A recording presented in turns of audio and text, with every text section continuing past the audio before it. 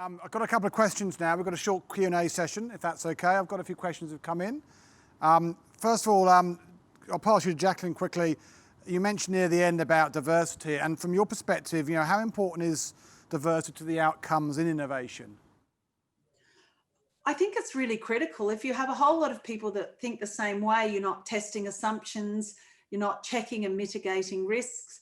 The latest research on what we call a supermind or a collective intelligence, a high functioning team, is a team that has really different thinking, different disciplines, different skills. It could be across organizations or industries or across the globe.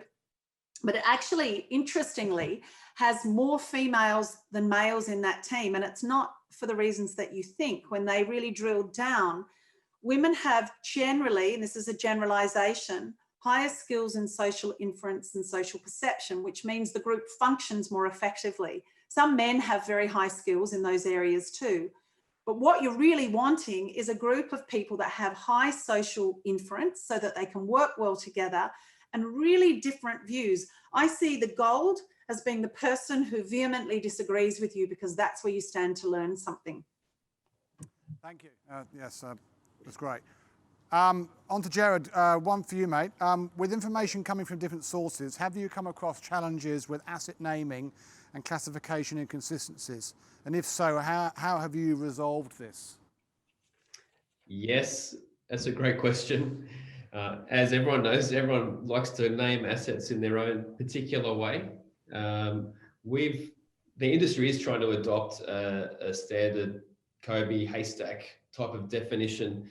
We've built what is called a generic data model to ingest this static information. And it actually allows for 3 or 4 different asset IDs, depending if it's from the manufacturer, potentially the owner's asset ID, and somewhere in between, maybe the contractor or asset manager as well. Connecting all those, so whatever you pick, you end up going to that same asset. We're actually working with Microsoft now it's called the Azure Digital Twin Definition Language. And it's going to make life a whole bunch easier where we wash through all the static information, and this digital twin definition language will break the shackles of what was this whole hierarchy structure of data and naming conventions. We've created this structure which is much more organic and flexible to ingest information in whatever particular form and put it into the context with all the right information from the static and live data, which is really exciting. It's going to be released in December, and we're building all our digital twins off of that. Again, I think Jacqueline talks about this change. It's on us. The way we think we need to work is being improved by technology. Those barriers that were there from going, well, my asset database is out of control, it's messy, etc. Guess what? It's not an excuse anymore. Technology is actually fixing that. We've got standard naming conventions, but what I'm saying is very quickly, that is going to be a problem solved by technology. And obviously Microsoft's Azure Digital Twin is going to go a long way to solve that problem. And I think we have the challenge, of course, of different states and different operators as well, to make sure that maybe we have one database for, everyone uses the same terminology. There's always that challenge. Yeah, that might be like 100 years away, Julian. Jacqueline, one for you. This I'm sure you've heard this one before, but what if your organisation does not have the mechanisms in place to make innovation happen?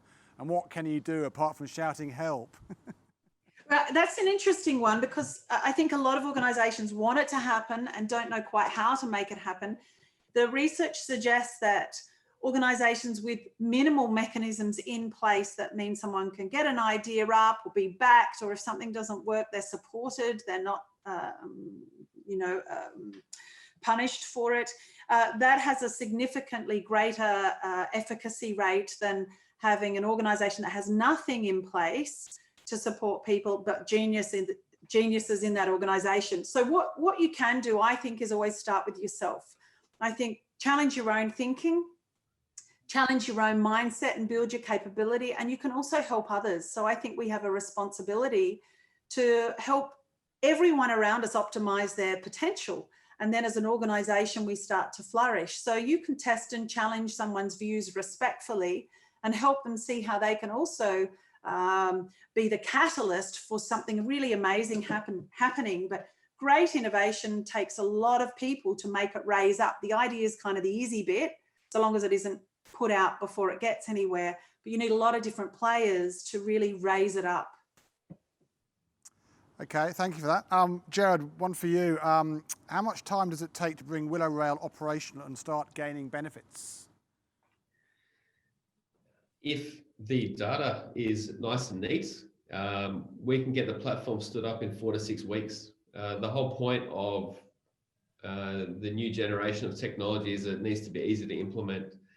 You know, those long-suffering people have implemented enterprise asset management platforms over 12-month plus programs.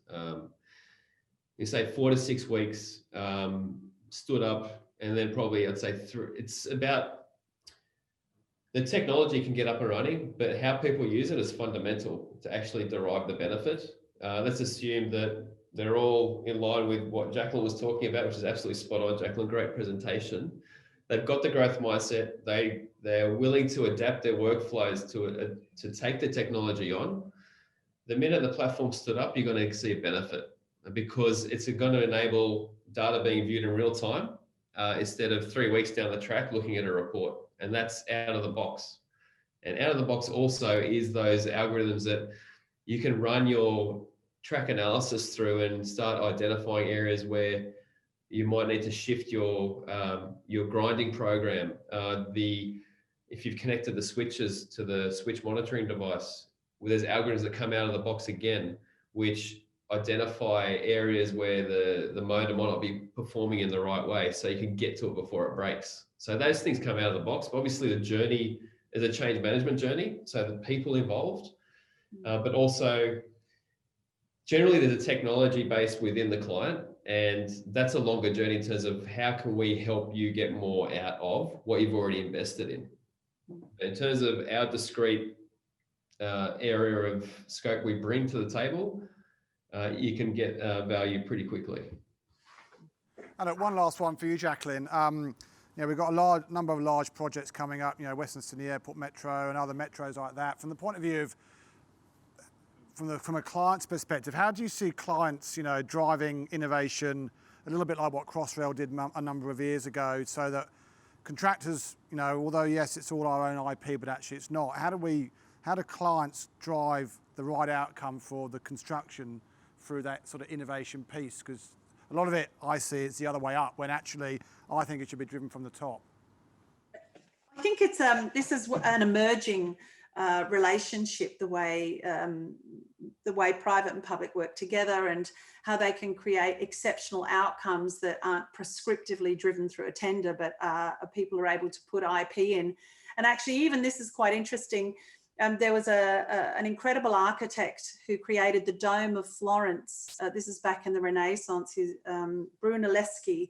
And they built this cathedral, and the dome was supposed to be on the top of it. The cathedral was designed in the 1300s, but they didn't actually have the technology to build it. So they built it and it came to a grinding halt. No one knew how to do this dome.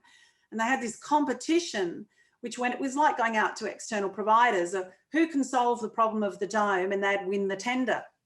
And there was some crazy stuff that was put into that. And the guy, Brunelleschi, that won it, he only put in half his proposal. He decided to keep back the key determinants of making it successful, so that he was forced to be involved till the end. And he was involved till the day he died. But I think there's a lot of opportunity to look at the way we have shared vision models and the way we work collectively, so that we can bring IP and brilliant ideas without people thinking they're going to lose them.